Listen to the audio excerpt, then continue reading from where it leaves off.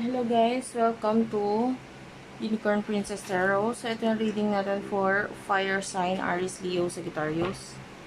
Bale, take only what resonates ha, kasi hindi ito magre-resonate sa lahat. So, kunin mo lang yung mga messages na magre-resonate para sa'yo. Love reading guys. So, yeah, let's start your reading.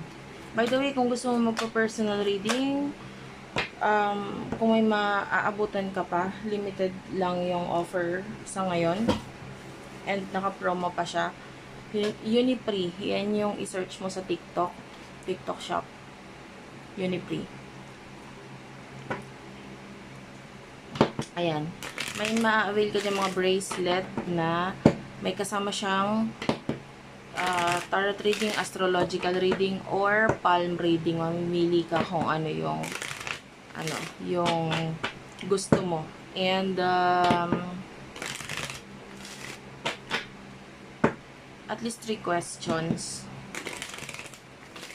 Anyway, for the sign of fire sign, kunin natin main energy mo at saka ng person mo. Love reading to ha. Hindi ko to kukunin, masyadong marami. Pa-comment ako sa baba. Kahit po heart-heart lang, smileys, malaking bagay yan sa akin. Heart-to-heart conversation. Getting to know each other. Okay. For your person. You do have here codependency. And separation. Keep an open mind. Okay, so sa nakikita natin, you are dealing with 2 or more people sa buhay mo. And with a heart-to-heart conversation, nakakita tayo ng communication with pwedeng both of them. Ngayon, itong person na kakonect mo dito is I feel like either there's separation na nangyayari sa inyo or there's someone in the past na recently pwede nagkaroon ng separation or ending or breakup sa kanila, and still iniisip pa rin itong taong ito yung person na yon, okay, from the past. And if you are the past person, kung ikaw yung past person niya, and then may communication pa rin sa inyo, ikaw nasa isip na ng tao. So, of course, take only what resonates, fire sign. Kukuha tayo ng messages dito. For the sign of fire sign.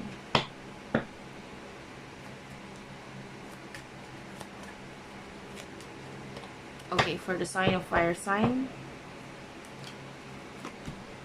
we do have here the Hanged Man, and it is in reverse. We do have the Star, and it is in reverse. You do have the Snake.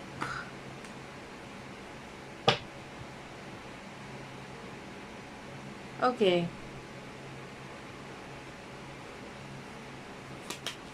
You do have the Sun.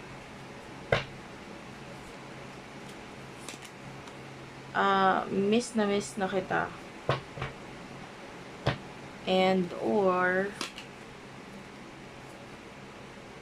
hindi ka na sana bumalik, okay na ako eh, hindi pa pala nung bumalik ka. Okay, eto ha. Guys, some of you, yung separation sa inyo ng person na to is pwede sa communication. Lalo na dun sa mga hindi naman naging sila pa, no? So, pwedeng nagkaroon ng pagkakatapos or nawala yung connection or communication ninyo ng person na ito. For what I can see here, you are dealing with another person with a snake energy. And itong person, I don't know if you're dealing with the air sign. Parang ganito rin yung energy na nakuha ko kanina. So, Gemini, Libra, Aquarius, you could be dealing with that. Minaamoy akong bago. parang bagong gamit galing National Bookstore, ganun. Bagong gamit galing mall, or particularly bagong gamit na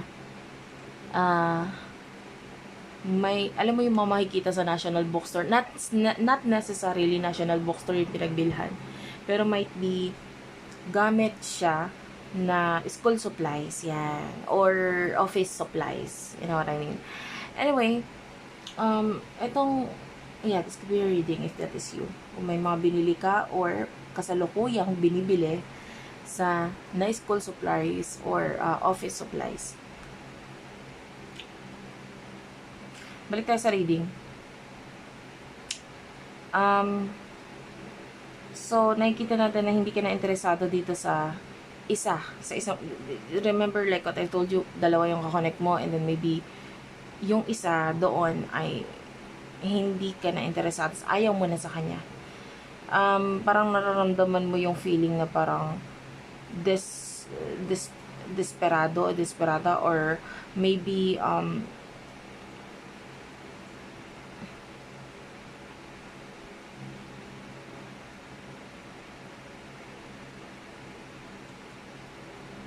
yeah.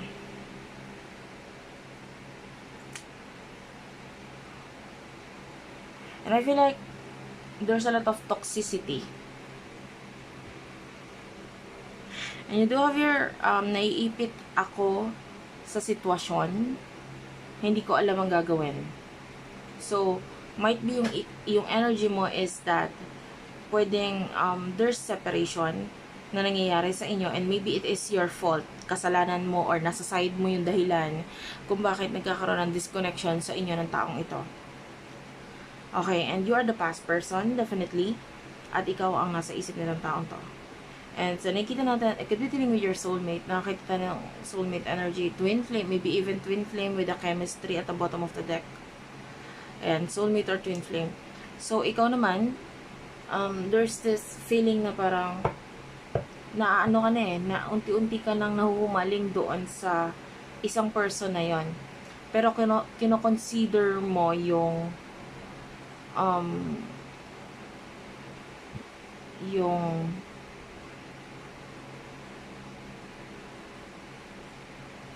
parang yung thinking na parang wala na yata chance, wala na yata pag-asa, or maybe because of the snake.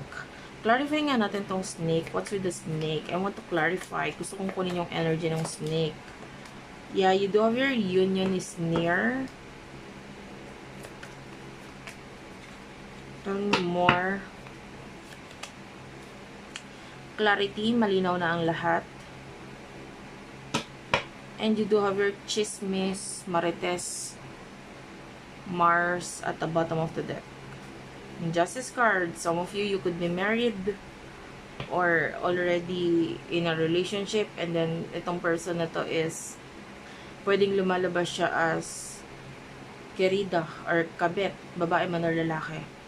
And nandun yung feeling na parang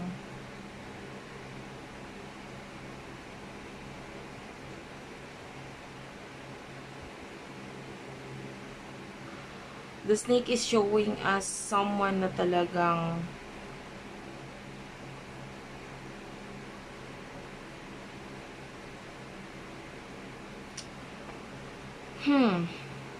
guys, eto nagbabago-bago kasing energy, guys. So kaya medyo parang nalilito ako kung saan ka dito.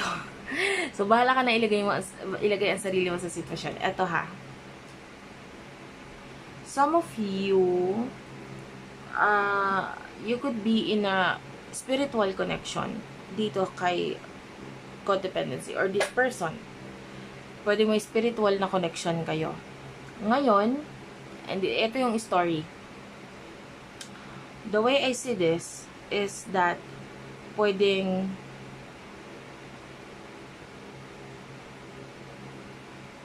nagkakaroon ng separation sa inyo because of the snake. Pero itong snake na ito is pwedeng siya yung nakakatulong in a way na magkaroon ka ng clarity na magkaroon ka ng, parang magising ba sa katotohanan na, parang ito yata talaga ang para sa akin. Hindi yata itong snake na ito, hindi yata itong taong ito. Kasi union is near and clarity, so pwedeng si snake is a person wherein parang ginamit ng universe to dalhin sa buhay mo, parang nilagay sa buhay mo para ma-realize mo kung gaano ka-misteryoso or ka-spiritual ang connection mo dito sa person ito. And with the sun, I feel like you're dealing with someone na merong energy siya na parang hindi mo mapigilang, hindi siya mapapansin or kailanganin, or like dadating yung time na parang siya yung gusto mong kausapin to be more open and vulnerable dito sa taong to. You find this person na pwedeng nagpaparamdam sa'yo ng feeling na parang okay na ako, masaya na ako, or this is a person wherein na kakapagbigay sa'yo ng messages na para maipush ka na magkaroon ka ng faith or magtiwala ka lang, just pray or whatever. So, pwedeng ito person na to mas na liliwanagan ka sa goal mo or kung ano yung dapat mong gawin because of the use or the help of this person. Oh, so, okay, wait lang. Nagulat ako, may insekto. Biglang dumaan sa harapan ko. Anyway.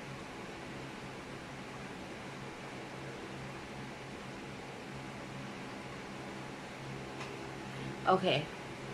Balik tayo sa reading.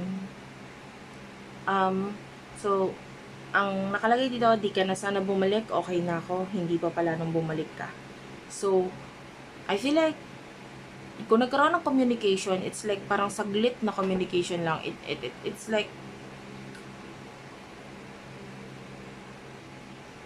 lalong mas nagkaroon ng clarity doon sa communication na yon because of that particular communication. Parang mas naging malinaw ng konti sa'yo. Dahil maybe itong person na to ay nagkaroon ng parang feeling na parang hindi pa pala ako okay. Akala ko okay na ako sa connection namin. Hindi pa pala.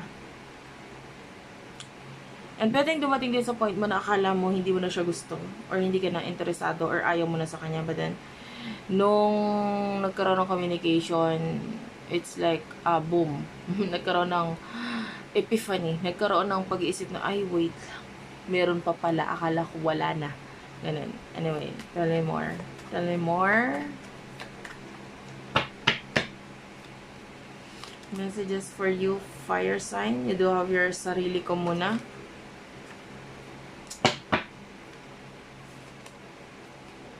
Binago mo ako. And you do have here, kalimutan mo na ako, wala kang mapapala. And tell me more, you do have here, isasakripisyo ko sa'yo ang lahat. Para sa'yo.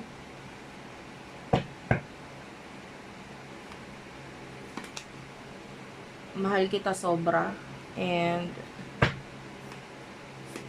you do have your soul tribe.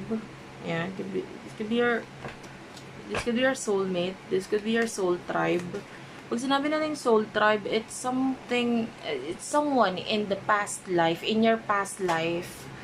Nung nakaraang buhay mo, pwedeng may connection na kayo. Like maybe he or she is your mother, or maybe may ano kayo, may pagkaka-meet na and nagkaroon ng connection in your past life. So, ngayon, anong nangyayari? Parang kaya may something. Kaya may soulmate connection. Parang gano'n. You do have the Hierophant. Okay. Bottom of the deck, hindi ako makapaniwala. So, like, maybe hindi ka makapaniwala or both of you are hindi makapaniwala na parang ang bilis ng pangyayari. Kasi parang ang tibay or ang lakas ng connection ninyo na parang yeah. And then you feel like pwedeng hindi ka makapaniwala in a way na akala mo naka-move on ka na or akala mo naka-move on na siya, but then hindi ka makapaniwala until now the love is still there. no?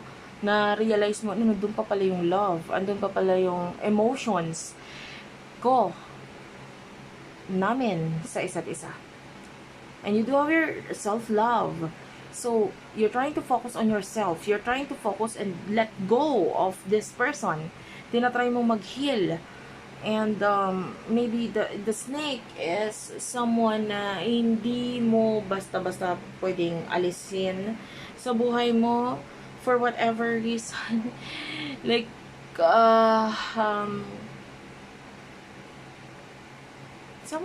something is telling me na parang itong person na ito, which is showing as a snake, is someone na naging panakip butas mo nung time na nag-move on ka sa person na to.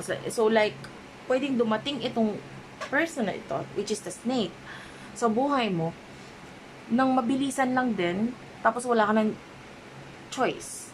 Like, pwede nagkaroon na ng live-in kind of energy, or home, or pagsasama sa inyo ng person na ito. And then, etong person na in the past, biglang bumalik sa buhay mo, and akala mo okay pa kayo, or okay na kayo, and then, biglang nag-shake up, or nag-nginig ng mundo mo na parang, ay, hindi pa pala tapos. And with the binago mo ako, yeah, you used, somehow, alam mo yun, aminin mo sa sarili mo, ginamit mo rin si person ito, si snake, no? Para mabago yung emotions mo with regards sa past person na ito. And then, because you are already in a committed connection or in a relationship with the snake, pwedeng you want this person na kalimutan ka na, tama na, ayoko na, wala ka nang mapapala. Kasi, kailangan ko nang sumama dito kay the snake. Meron na kami mga nabuo, may plano, etc., pangarap, etc. So parang ngayon nagkakaroon ng question sa'yo because, wait lang, parang na-realize ko hindi pala ako kontento kay snake. You know, parang hindi ko pala talaga siya ganun kagusto. Pero, alam mo yon, mind over heart yung nangyayari sa'yo. And then ngayon, mas nangingibabaw yung mind mo, yung utak mo. Hindi utak. Huwag natin gamitin ang puso dahil masasaktan lang tayo. Ganda ganyan.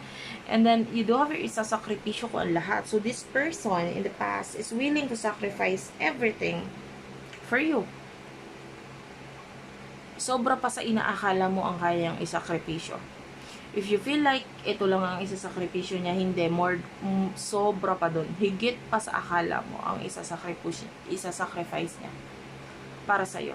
And with the Hierophant, this person is like a very spiritual person or a very traditional religious person. So, yan. Anyway, ano ang outcome ng connection na ito? Outcome. With regards to your connection, ano ang outcome dito? You do have here, bakit di mo sinabi noon, huli na ngayon? And you do have here, feeling ko, mahal mo pa ako. Move on. Naiintriga ako sa connection ninyo ng snake. So, I would also like to know the future or the outcome here. You do have your Justice card. This would like to come out. Hirap na ako.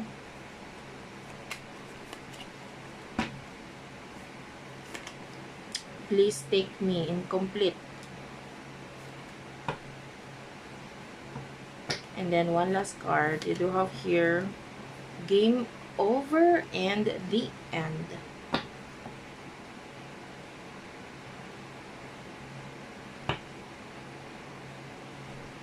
And then, dito naman sa side ng person mo, you do have here, the Devil. Titiisin ko hanggat kaya ko. Twin Flame, yan. Kadidiling with your Twin Flame, huwag ka lang niya sasaktan. I want to clarify itong game over. What's with the game over and the end here? You do have your let me explain. Ayan. And the bottom of the deck, you do have your career muna and busy. Biro lang pero totoo. At the bottom of the deck, kasama ng career muna and busy. The world. And you do have your tukso, layuan mo ako. Yan.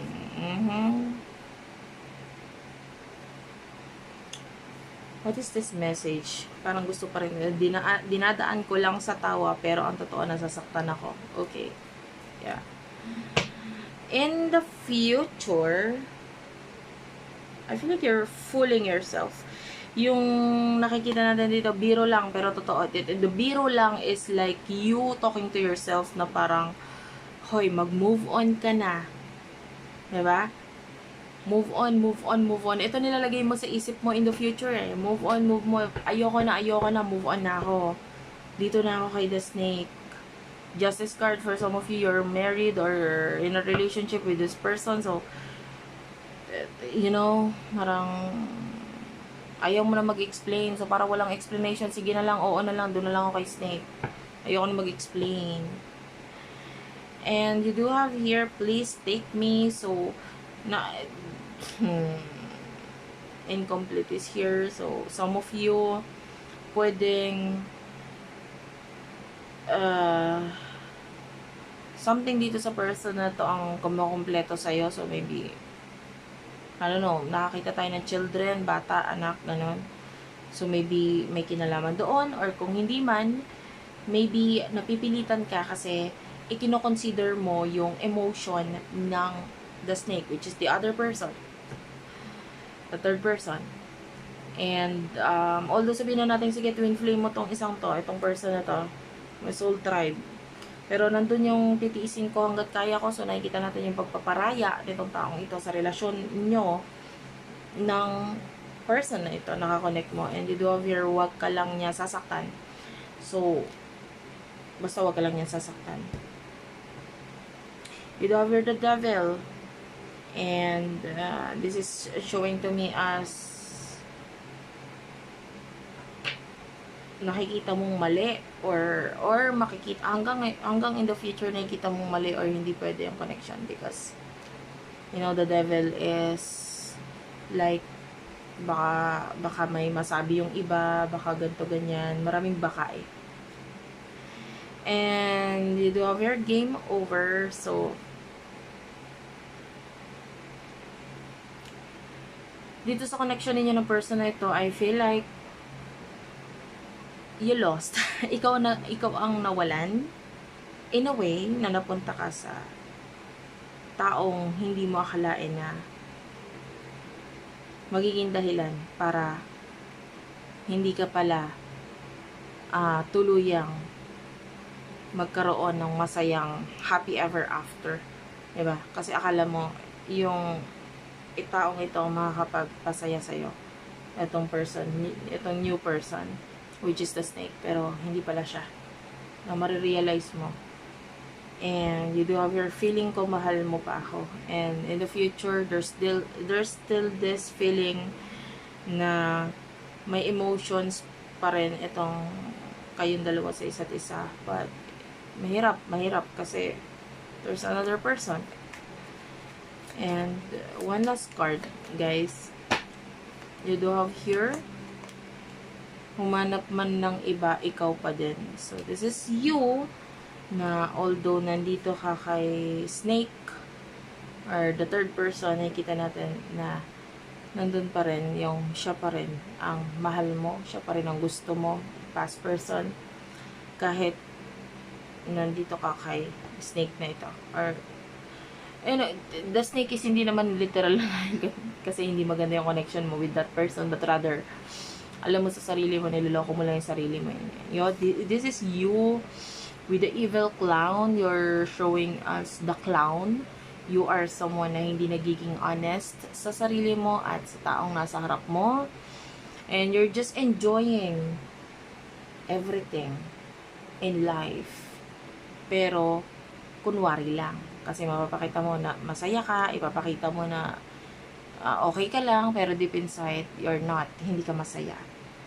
And lalo na we do have your lagi kong tinitignan ang picture mo. So, maybe you're looking at this picture dito sa person na ito. And for you, nandun yung, alam mo sa sarili mo na you still love this person. Pero ang hirap, hindi pwede.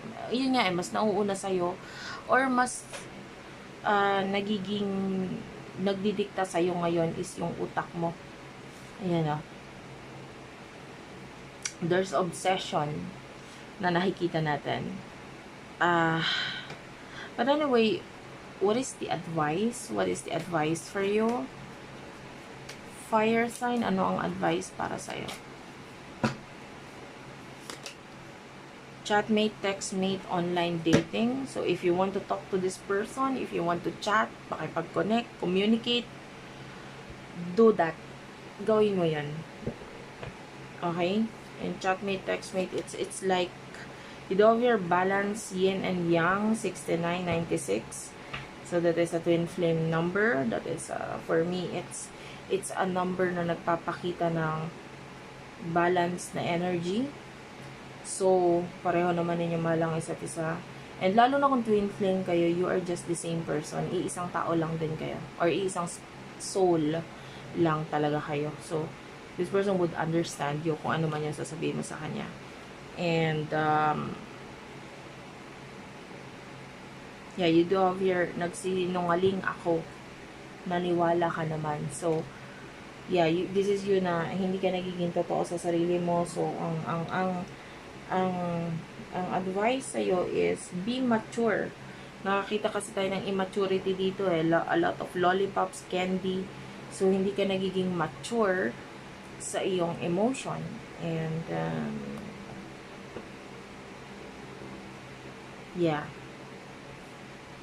Anyway, that's it for now. Thank you for watching. Yun lang. Makipag-connect or communicate ka. Ang advice. Because, ikaw lang din ang nahihirapan. Guys, may epekto kasi yun sa heart natin pag lalagi tayong nahihirapan. Like, there's chances or tendency na hindi man ngayon, pero in the future, yung pagpipigil mo ng emotion mo, pwedeng mag-lead siya into heart disease. So, it's like an advice na kung ano yung makakapagpasaya sa'yo. And if something na makakapagpasaya sa'yo is as simple as saying hi to this person and then you're like masaya na doon, magkaroon ng communication, and do that. And then, be honest to yourself. If you really do like this person, kung feeling mo this is your soulmate, diary is here. So, yung diary is like your life. Hindi pa naman tapos ang buhay mo. Pwede pang baguhin. Diary, laging may kinabukasan. Laging may bagong storya sa kinabukasan. So, you do have here, ako na lang sana ang piliin mo. So, you have to make choices or nagpaparaya ako. So, alin dito. But, the way I see this, you have to choose kung ano talaga ang gusto mo. Be honest to yourself. Thank you for watching. I love you all and bye-bye.